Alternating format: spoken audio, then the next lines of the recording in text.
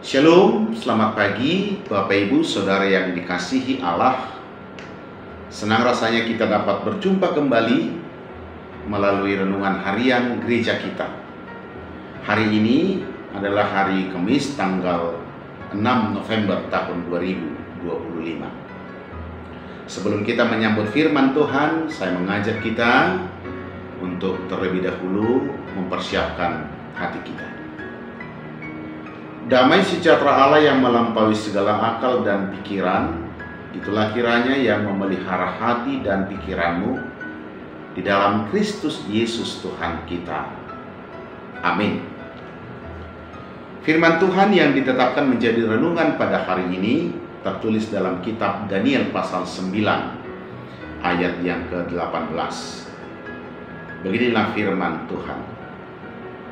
Ya Allahku, arahkanlah telingamu dan dengarlah.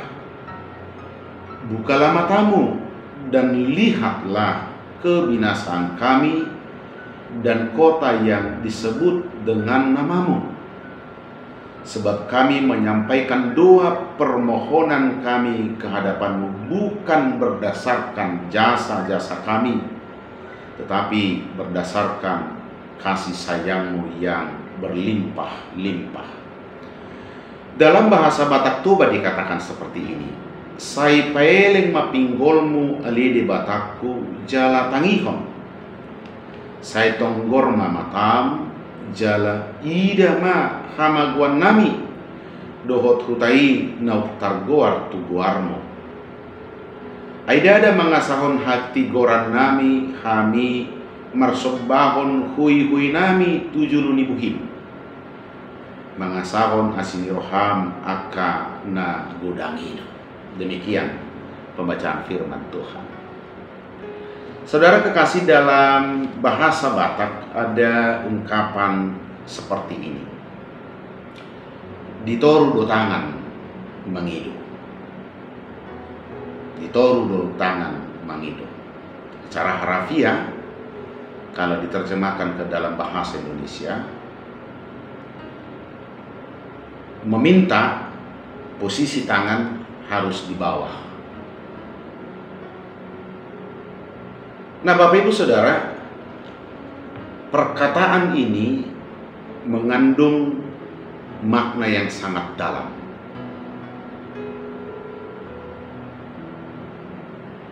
Apa yang dikandung dari perkataan tersebut? Pertama,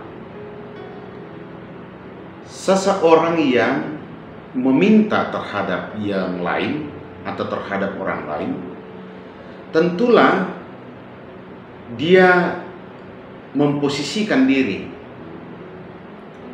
di bawah dari seseorang di mana dia meminta. Tentulah dia menyadari bahwa dia saat meminta, dia harus merendahkan hatinya. Atau seseorang yang menjadi tujuan saya meminta, saya harus memperlakukan dia lebih tinggi dari saya. Saya harus bersikap kepada dia sebagai pribadi yang lebih tinggi dari saya. Nah, dari pengertian itu berarti dasar seseorang meminta adalah ketika dia menganggap yang lain itu lebih daripada dirinya.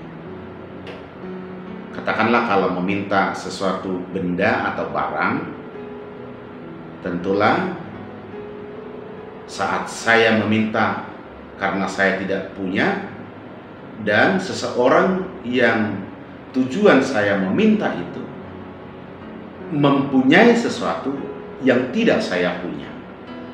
Seperti itu maksudnya. Maka kalau dikatakan ditoru do tangan mangido, ini lebih pada pemaknaan bukan melulu pada pengertian secara harafiahnya. Demikian Daniel dalam renungan hari ini. Pertama kita lihat dia sangat jelas memohon kepada Tuhan. Apa yang dikatakan? Arahkanlah telingamu dan dengarlah. Bukalah matamu dan lihatlah. Menarik ini kalimat yang dipakai dalam kitab Daniel ini.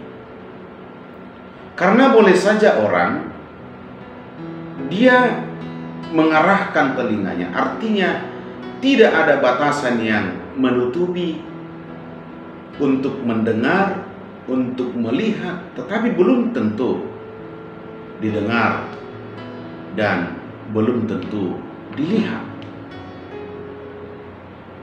Maka ini menunjukkan bahwa dalam nats ini Daniel mewakili kita supaya saat kita bermohon kepada Tuhan, saat kita meminta kepada Tuhan, saat kita berseru kepada Tuhan, tentu kita harus fokus.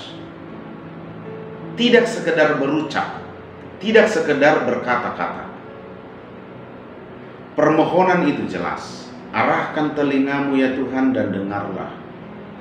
Buka matamu ya Tuhan dan lihatlah.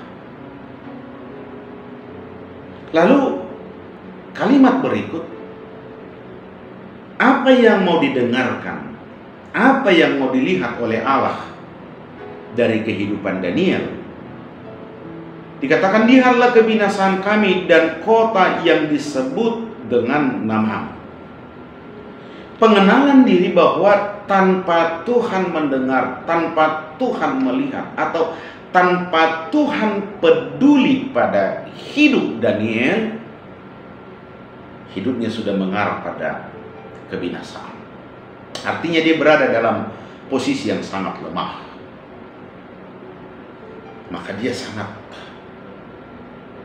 mengharapkan adanya tindakan, adanya perhatian dari Tuhan pada dirinya.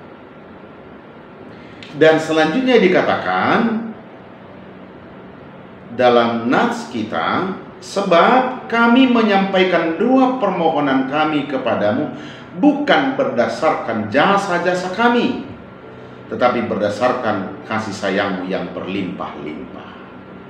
Nah, ini yang mau dijelaskan dari perumpamaan dalam bahasa Batak tadi. Bukan karena jasa-jasa kami sehingga kami harus menghadap Engkau ya Tuhan. Bukan karena jasa-jasa kami sehingga kami layak di hadapan-Mu ya Tuhan, layak bermohon kepadamu ya Tuhan. Tetapi karena apa? Karena Daniel sungguh-sungguh mengenal Tuhannya, yaitu pribadi yang penuh kasih sayang, bahkan berlimpah-limpah. Menariknya dalam renungan ini, Bapak Ibu Saudara-saudara, dasar Daniel, dia berani memohon, dia berani berseru, dia berani berdoa kepada Tuhan, bukan didasari pada kelayakan dia di hadapan Tuhan, tetapi karena dia sungguh-sungguh mengenali Tuhan yang penuh kasih berlimpah-limpah. Nah, pesannya Bapak Ibu untuk kita hidupi melalui firman ini, mari kita mengenali diri-diri kita dalam sisi-sisi kelemahan kita. Mari kita merendahkan diri di hadapan Tuhan, karena sesungguhnya kita penuh dengan kelemahan. Sebaliknya, Tuhan yang kita puji, Tuhan yang kita sembah, Dia adalah kasih. Kasihnya berlimpah-limpah. Mari kita hari ini dalam setiap kelemahan-kelemahan kita. Jangan pernah ragu untuk bermohon kepada Tuhan.